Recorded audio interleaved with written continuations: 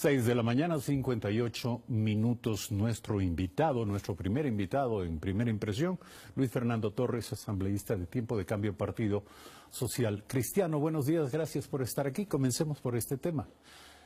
¿Tiene usted posición tomada sobre el caso del juicio al Consejo de la Judicatura? Sí, buenos días. Yo fui uno de los que firmó ese juicio político a los miembros del Consejo de la Judicatura y lo hice porque las acusaciones presentadas tenían el mérito para que fueran primero calificadas por el Consejo Administrativo de la Legislatura y luego procesadas en la Comisión de Fiscalización, donde tienen que presentarse las pruebas y, en último término, la Comisión de Fiscalización deberá individualmente presentar un informe. Bien podría recomendar el juicio de unos miembros del Consejo de la Judicatura y no de otros, pero lo que cuenta es que en la Asamblea se ha abierto un debate importante sobre la independencia de la función judicial y las eventuales injerencias que pudieron haber tenido administrativamente en contra de varios jueces al momento de sentenciar. Recordamos en la Asamblea permanentemente lo que ocurrió con el coronel Carrión. Los jueces que le absolvieron fueron destituidos, fueron procesados. En otras palabras, no se les aplicó las sanciones por haber sancionado, sino por haberle declarado inocente. Es que en aquel entonces el coronel Carrión, actualmente asambleísta, como muchos otros, era parte de la investigación del 30 de septiembre y allí no había razones. Allí había la voluntad omnímoda de quienes gobernaban para sancionar, para procesar a inocentes, como ocurrió con centenares de policías y civiles que fueron juzgados, sentenciados, a pesar de haber sido inocentes. Toda generalización es odiosa, sobre todo en el campo de la justicia. ¿No corre el riesgo la Asamblea de caer exactamente en lo mismo? Asumir que los 40 casos de jueces destituidos se deben a persecución política. ¿Qué tal si en algunos de esos casos se justificaba plenamente la intervención y la sanción por parte del Consejo de la Judicatura? No se puede generalizar, es verdad, y por eso yo he comenzado señalando un caso emblemático en el que se puede observar la persecución administrativa en contra de los jueces que absolvieron al coronel Carrión y a otros policías más, retándole al poder de turno. Por haber retado al poder de turno, por no haber hecho lo que querían, fueron sancionados. Pero habrá casos, por supuesto, en que los jueces merezcan ser sancionados.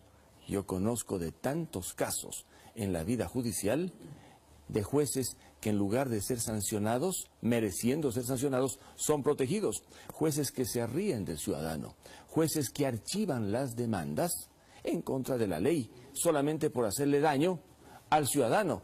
¿Qué puede hacer el pobre ciudadano? Reclamar. Pero cuando reclama, resulta que el Consejo de la Judicatura normalmente no sanciona, les cubre, les tapa. Ello justificaría la existencia del Consejo de la Judicatura como un organismo por supuesto, el Consejo de gobierno de la función judicial y adicionalmente el mantenimiento, en su opinión, de este principio del error inexcusable. Mire, en el debate que se realizó la semana pasada yo sustenté jurídicamente la necesidad de que se mantenga el error inexcusable, debidamente definido, procesado, para que no se aplique con liberalidad. Pero yo pienso también en el ciudadano.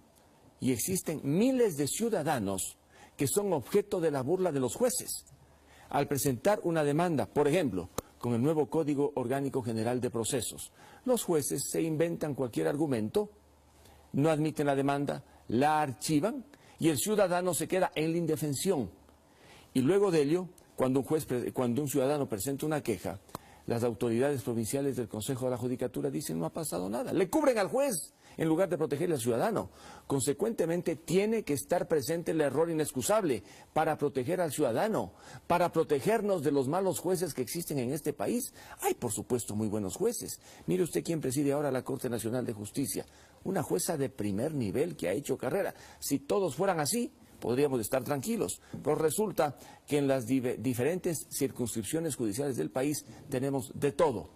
Jueces, como le digo, que archivan demandas, dejan en la indefensión a los ciudadanos y luego consiguen puntos, porque resulta que archivar una demanda equivale a proceso terminado y le da puntos para mejorar la carrera judicial. Todo ello a costa del ciudadano. ¿En qué medida el hecho de que no se haga diferencia clara entre un caso y otro, y este sea una suerte digamos, de demanda en paquete, 40 jueces perjudicados, parece un sindicato, todos aduciendo que han sido injustamente tratados, y el que la Asamblea no haga diferencias entre un caso y otro, de alguna manera estimula esta actuación indolente de parte de malos jueces y de malos funcionarios de justicia? Mire, la responsabilidad, la seriedad y la credibilidad de un legislador está precisamente en no generalizar. Por ello yo exigiré, cuando el tema pase al Pleno de la Asamblea, que la Comisión haya individualizado los casos para saber si entre estos 40, 50, 60 o 30 hay unos que fueron sancionados ilegalmente por el Consejo de la Judicatura y otros si fueron sancionados cumpliéndose las reglas, por lo menos, del debido proceso. La generalización es perniciosa y perversa. Además, no todos los jueces son unos ángeles, porque parecería de un tiempo a esta parte que pensamos que los jueces son ángeles, que no se equivocan, que obran con toda la bondad. Hay muy buenos jueces, es verdad, pero hay otros que no deberían estar allí jamás. Como pasa, por ejemplo, en la política. ¿Cuántos no deberían estar en la política porque están pensando en proteger a corrupción? O en las fuerzas del orden, policías vinculados con el crimen organizado. Hay buenos y malos. Pues que sirva entonces este proceso de investigación para saber dónde están los buenos jueces, aquellos que piensan en el ciudadano, en sus derechos, aquellos que no hacen venia al poder, pero sobre todo que saben juzgar con objetividad. ¿Cómo preservar, pregunta final sobre este tema, cómo preservar la calidad del proceso legislativo para que no sea cuestión de mero trámite, porque se presume que ya, habiendo los votos necesarios para sancionar a los miembros del Consejo de la Judicatura, será muy poco el valor pedagógico que se extraiga de esto? Bueno, los acusadores tienen que obrar con seriedad y yo veo que lo han hecho. El asambleísta Bernal, el asambleísta Tello, son asambleístas muy bien formados, ellos han presentado las pruebas que tienen.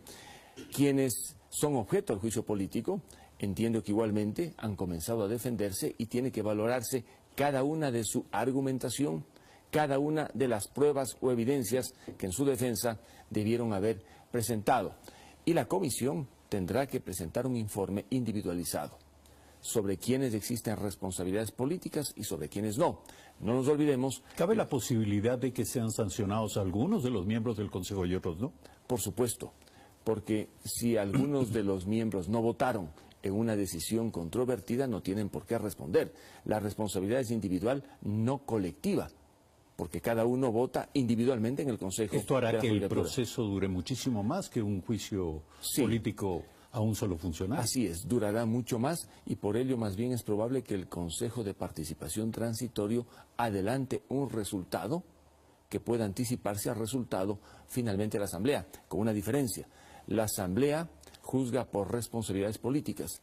El Consejo de la Judicatura puede evaluar y cesar por responsabilidades administrativas y de paso está haciendo un buen trabajo el Consejo de Participación Transitorio que lo preside el doctor Julio César Trujillo. 7:07 seguimos dialogando con Luis Fernando Torres, asambleísta de Tiempo de Cambio, Partido Social Cristiano. La Ley Orgánica de Comunicación será sometida también a debate en función del proyecto de reformas presentado ayer por el Poder Ejecutivo. Una primera impresión sobre esto.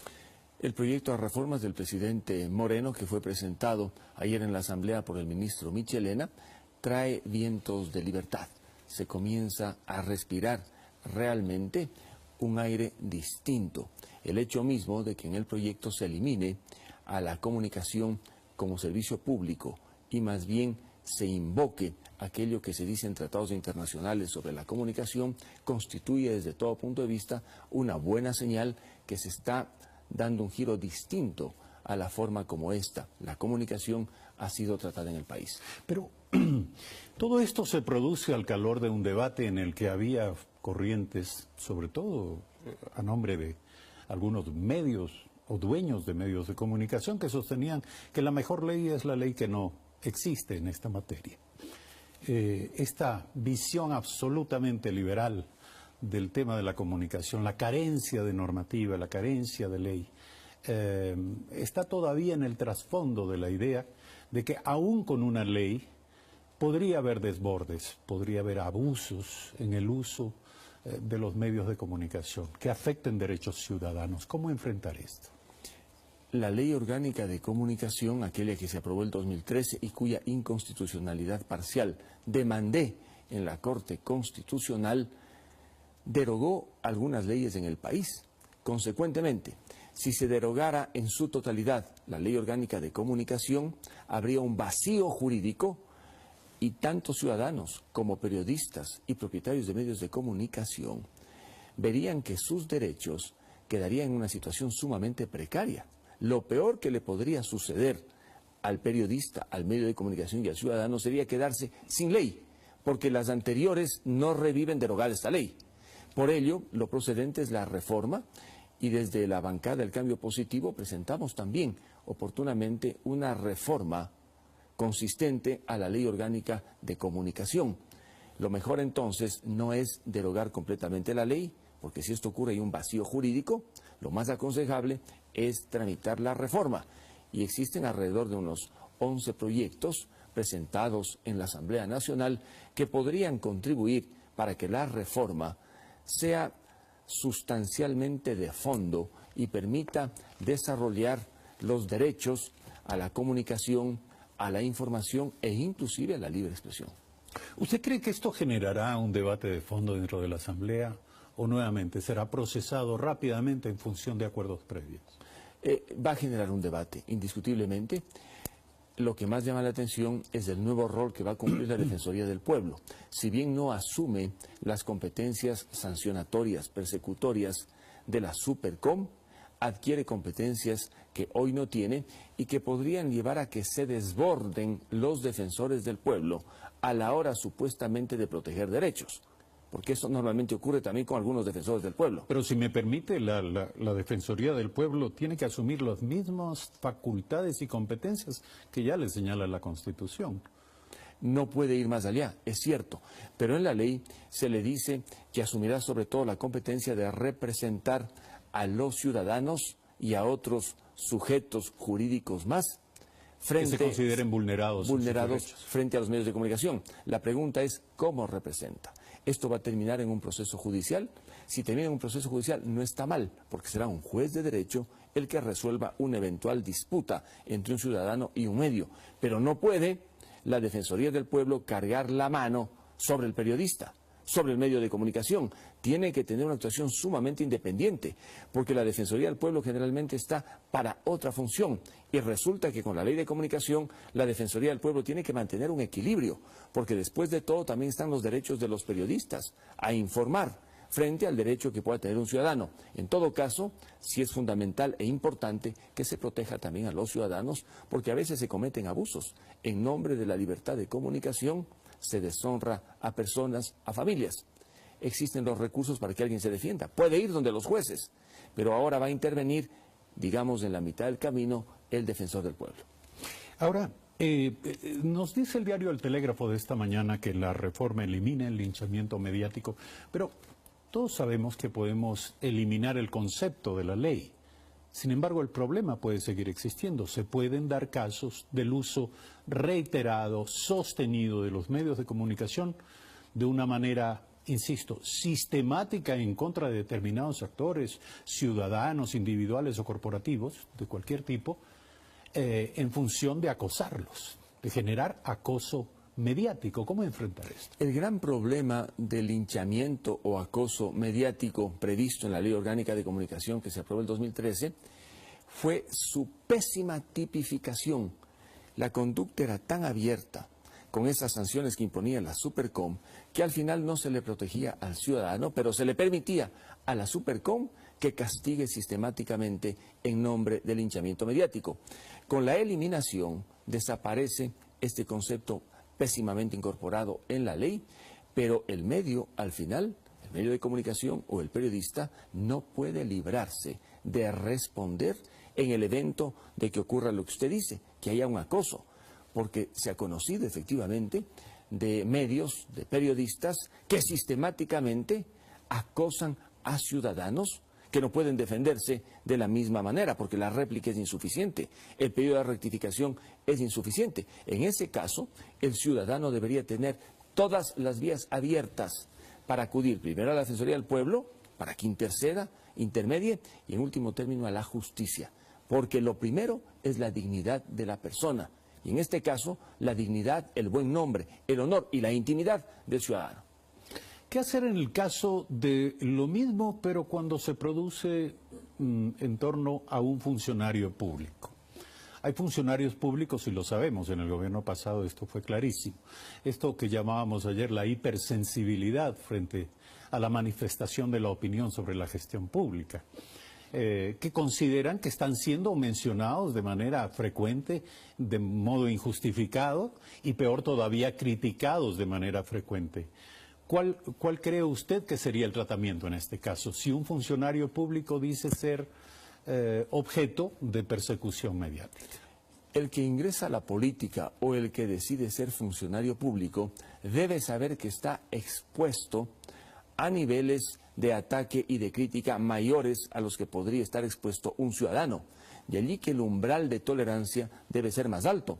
La Corte Interamericana de Derechos Humanos en varios casos ha dicho que el umbral de tolerancia de quien está, por ejemplo, en la política o expuesto en el servicio público a una tarea de crítica debe ser más alto, como el boxeador. Cuando el boxeador sube al ring, su umbral del dolor es más alto que el de cualquier ciudadano. Consecuentemente, uno cuando ve, digamos, la batalla en el ring no tiene que asustarse tanto como se asustaría si esto pasara con un ciudadano. De allí entonces deberían saber en el Ecuador los políticos y los servidores públicos que están expuestos a la crítica. Claro que esa crítica tiene un límite. Si esa crítica llega al honor, al buen nombre de la familia, el funcionario público puede fácilmente interponer una acción judicial, pero tiene que saber que está en un mundo distinto al que está normalmente el ciudadano. Luis Fernando Torres, asambleísta por Tiempo de Cambio, Partido Social Cristiano. Gracias por aceptar la invitación a Primera Impresión. Una brevísima pausa. Cuando regresemos estará aquí el representante de Cordicom, Danilo Silva. Ya volvemos.